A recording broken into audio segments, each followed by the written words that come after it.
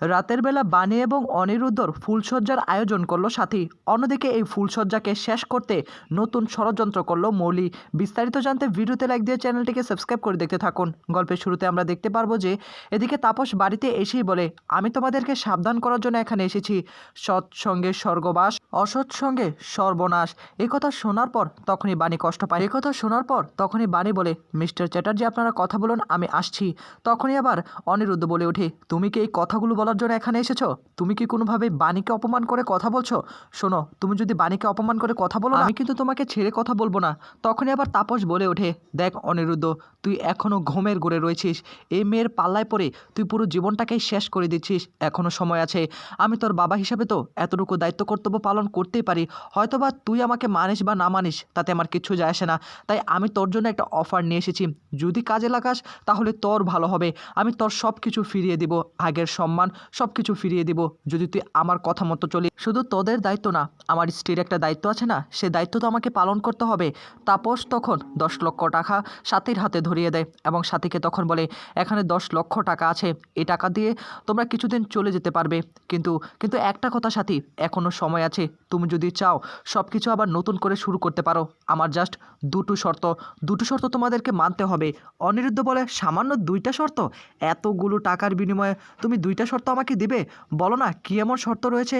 এদিকে বাণী বলে, আপনারা কথা বলুন না, আমি এখানে থেকে কি করব? আমার ভালো লাগছে না এখানে। এদিকে তখনই আবার অনিরুদ্ধ বলে, হ্যাঁ 2টো শর্ত। কি সেটা শুনবে? 1 নম্বর শর্ত হলো তোমাকে আবার আমার সঙ্গে আমার বাড়িতে, নিজের বাড়িতে ফিরে যেতে হবে। 2 নম্বর শর্ত, তুমি আমাকে অনেক অপমান করেছো, সকলের সামনে তোমাকে ক্ষমা চেতে হবে, পা ধরে ক্ষমা চেতে হবে। তাহলে আমি তোমার হারানো সম্মান সকল কিছু ফিরিয়ে দিয়ে আসবো। একথা শোনার পর অনিরুদ্ধর মাথায় আকাশ ভেঙে পড়ে। অনিরুদ্ধ তখন তাপসের কাছে এসে বলে, ও এই 2টা শর্ত সামান্য, তার জন্য এতগুলো টাকা? এটা তো মানাই যায়, কি বলো, তাই না?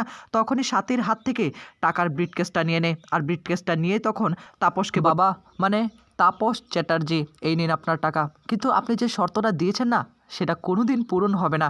আমি এটা কোনো দিনও করবো না। তাই আমার উত্তর হলো না। তাই এই টাকাগুলো নিয়ে এক্ষুনি এখান থেকে চলে যান। ফার্দার আমার বাড়িতে আর আসার চেষ্টা করবেন না।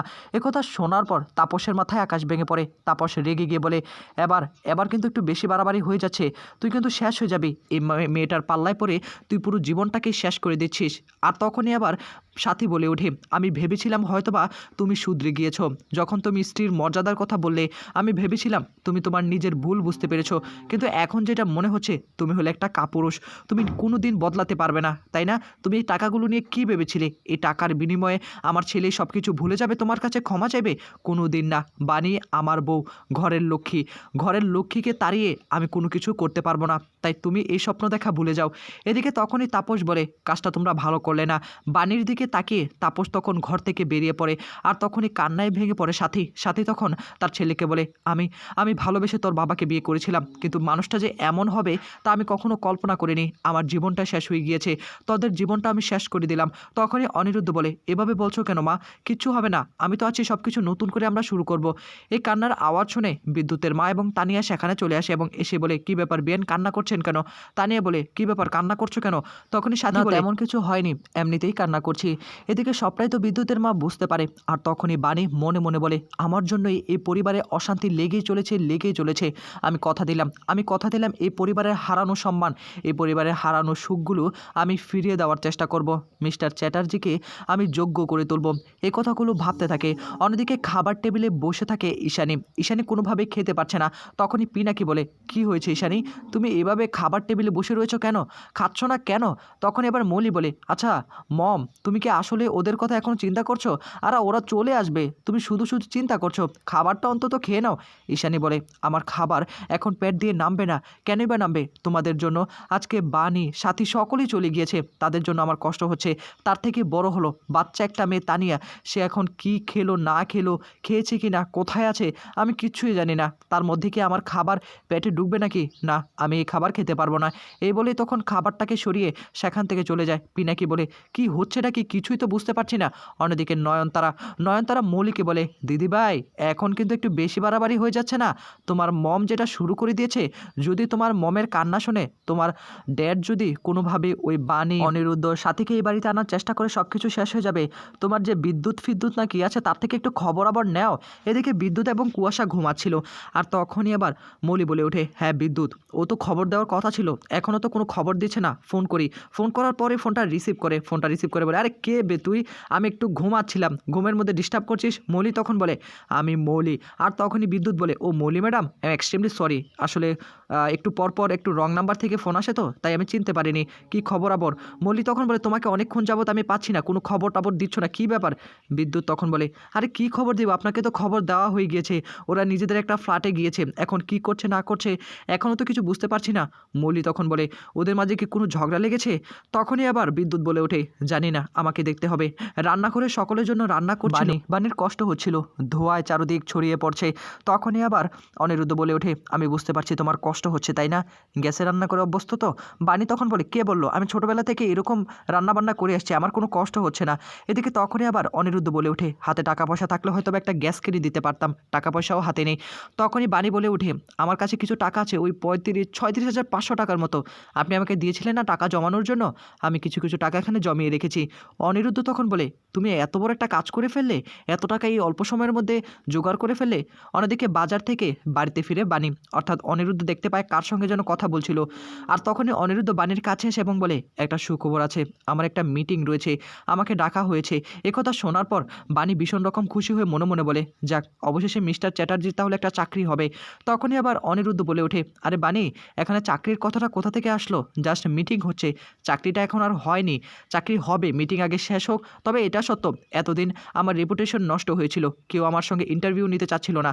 বাণী তখন বলে, সবটাই তো আমার জন্য হয়েছে, আপনি কেন আমার সঙ্গে নিজের জীবনটাকে জড়িয়ে নিজের জীবনটাকে শেষ করছেন সেটাই আমি বুঝতে পারছি না। অনিরুদ্ধ বলে, এই কথাগুলো না তুমি বন্ধ করো প্লিজ। এদিকে দেখা যাবে সাথী কথা বলছিল, তখন সেখানে চলে আসে বিদ্যুতের মা। সাথী আরেক ঘর থেকে বাণী এবং অনিরুদ্ধর সমস্ত কথাই শুনতে পায়। আর তখনই সাথী বলে ওঠে, আমি বুঝতে পারছি না ছেলে মেয়ে দুটো একে অপরের কতটা সাহায্য করে, কিন্তু এখনও তারা কাছাকাছি এলো না, কি করা যায় তো বলুন তো। তখনই আবার বিদ্যুতের মা বলে ওঠে, বিয়েন, আমি তো সেটা বুঝতে পারছি না, বাণীটার জীবনটা যেন সুখের হয়, আমরাও তো চাই দুজন যেন এক হয়। তখনই দুজনে একটা প্ল্যান সাজাতে শুরু করে। অন্যদিকে ছদ্মবেশ নেয় কুয়াশা আর বিদ্যুৎ, দুজনে এবার বাণী এবং অনিরুদ্ধর খবর নেওয়ার জন্য বেরিয়ে পড়ে। ফুল বিক্রি করার পথে হঠাৎ করে সে ফ্ল্যাটের সামনে এসে দাঁড়িয়ে থাকে। বিদ্যুৎ তখন বলে, এটাই তো সে ফ্ল্যাট। কুয়াশা বলে, হ্যাঁ, এখন যাব কি করে। বিদ্যুৎ তখন বলে, তুমি যাও, তুমি গিয়ে দেখো কি করা যায়। দুজনেই তখন গেট দিয়ে ভেতরে প্রবেশ করে, আর তখনই দরজার আড়াল হয়ে উকি দিয়ে সমস্ত কথা শুনতে শুরু করে। সাথে তখন বলে ওঠে, ওদের একটা ফুলসজ্জার ব্যবস্থা করতে হবে, তাহলে হয়তোবা কিছু একটা করা যাবে, তা না হলে ওদেরকে এক করা যাবে না। এদিকে হঠাৎ করে দেখা যাবে হুচুট খেয়ে পড়ে যায় কুয়াশা, ভিতরে ঢুকে পড়ে। আর তখনই বিদ্যুতের মা বলে, এ কে তুমি, কে তুমি। তখনই কুয়াশা বলে ওঠে, আমি কু মানে কুমারী। এ বলেই তখন তারা সেখান থেকে বেরিয়ে আসে। তখন বলে, আরেকটু হলেই তো ধরা পড়ে যেতে, আমার মা যেরকম ডেঞ্জারাস একটা মহিলা। এদিকে তখনই আবার বিদ্যুৎ ফোন করে মলিকে। মলি তখন বলে, কি ব্যাপার, কি খবর আবার রয়েছে। তখনই আবার বিদ্যুৎ বলে ওঠে, আরে ওরা তো ফুলসজ্জা করবে আজকে রাতে, প্ল্যান করেছে। এই কথা শোনার পর মৌলির মাথায় তো আকাশ ভেঙে পড়ে, না এটা হতে পারে না, সব কিছু ছাড়খাড় করে দেব। এদিকে সাথীর প্ল্যান অনুযায়ী এবার আর্য, অন্তরা, তানিয়া সকলে মিলে ঘরটাকে সাজানোর ব্যবস্থা করছে। অনিরুদ্ধ ঘরে যাওয়ার চেষ্টা করছিল, আর তখনই আবার অন্তরা বলে ওঠে, না ভেতরে যাওয়া যাবে না, টিকিট কাটতে হবে, পাসওয়ার্ড আছে, পাসওয়ার্ডটা মেনটেন করতে হবে, তা না হলে কিন্তু কোনোভাবেই যাওয়া যাবে না। এদিকে তানিয়া বলে, হ্যাঁ বাবা, পাসওয়ার্ড আছে। অন্যদিকে দেখা যাবে খাবারের সময় হয়ে গিয়েছে, সকলে একসঙ্গে বসে খাবার খাচ্ছে। সাথে তখন বাণীকে বলে, বাণী যাও, তুমিও প্লেট নিয়ে আসো, আর কি তরকারি আছে সেগুলো নিয়ে আসো না, এক তরকারি রান্না করেছে, আর তো কোনো তরকারি নেই। বাণী তখন ভাবতে থাকে, এখন আমি কি করব। অনিরুদ্ধ ভাবতে থাকে, নিশ্চয়ই বাণী অন্য কোনো কিছু রান্না করেনি, সেজন্য হয়তোবা সে একটু কষ্ট পাচ্ছে বা কিছু একটা করার চেষ্টা করছে। এদিকে দেখা যাবে যে বাণী এবং অনিরুদ্ধ যখন কথা বলতে থাকে, তখনই সাথী এটা দেখে ভীষণ রকম খুশি হয়ে যায়। অন্যদিকে অনিরুদ্ধর ফ্ল্যাটের সামনে এসে প্ল্যান শুরু করে দেয়, কোনোভাবেই যেন তারা ফুলসজ্জা না করতে পারে। মৌলি সবটাই বুঝিয়ে দেয় বিদ্যুৎকে। বিদ্যুৎ তখন বলে, বুঝেছি, আমি সবটাই করব। এদিকে তানিয়া তার মায়ের কাছে আবদার করে, আমি আজকে কানামাছি খেলবো, তারপর ঘুমাবো, বাবা এবং তুমি কানামাছি খেলবে আমার সঙ্গে, তোমরা এক্ষুনি চোখ বাঁধো। তখনই আবার বাণী বলে ওঠে, তানিয়া তোমাকে বলেছিলাম না বাবাকে ডিস্টার্ব না করতে। তখনই আবার অনিরুদ্ধ বলে, বাবা তো চায় খেলার জন্য। এদিকে দেখা যাবে যে নয়নতারা বলে, দিদিভাই তুমি যাকে পাঠিয়েছো কি জল বিদ্যুৎ নাকি আগুন বিদ্যুৎ, ও পারবে তো নাকি ও শখেই মারা যাবে। তখনই মলি বলে, না ও পারবে। এদিকে কানামাছি খেলার জন্য তানিয়া তার মাকে ঘরে নিয়ে আসে। আর তার মাকে ঘরে আনার পর আবার অনিরুদ্ধকে ঘরে নিয়ে আসে। ঘরে নিয়ে আসার পরই তানিয়া ঘর থেকে বেরিয়ে পড়ে আর দরজাটা দিয়ে দেয়। সাথী তখন বলে, নতুন বাড়ি, নতুন জীবন, ভালোবাসায় তোমাদের জীবনটা ভরে উঠুক। দরজা বন্ধ করে সেখান থেকে চলে যায়। অনিরুদ্ধ এবং বাণী দুজনেই ঘরের ভিতরে আটকা পড়ে। হঠাৎ করে দুজনে ধাক্কা লাগে। চোখ খুলেই দেখতে পায় এসব কিছু। চোখ খুলেই দেখতে পায় চারিদিকে ফুল দিয়ে সাজানো, কিন্তু কিছুই বুঝতে পারছে না। কিছুক্ষণ পরই তখন ডাকতে শুরু করে, মাম্মাম দরজাটা খোলো, দরজা কেন দেওয়া? তখনই বাণী বলে, কী ব্যাপার মিস্টার চ্যাটার্জি, দরজা দেওয়া? আপনি কি সবটা জানতেন নাকি? বাইরে থেকে আওয়াজ আসছে যে আজকে নাকি তাদের ফুলসজ্জা। তখন এবার অনিরুদ্ধ বলে, আমি তো কিছুই জানতাম না। এই বলেই তখন বাণী ভীষণ রকম রাখতে শুরু করে, কেন কেন আপনার জীবনটা আমার জন্য নষ্ট করছেন? আগামী পর্বে আপনারা দেখতে পারবেন যে বিদ্যুৎ শর্ট সার্কিট করে দেয়। বাণী এবং অনিরুদ্ধর ঘরের মধ্যে আগুন জ্বলে যায়। এদিকে ভয় পেতে থাকে বাণী, দরজাটাও বন্ধ করা। তো বন্ধুরা, কী হতে চলেছে আগামীতে জানতে হলে অবশ্যই সাবস্ক্রাইব করে রাখুন।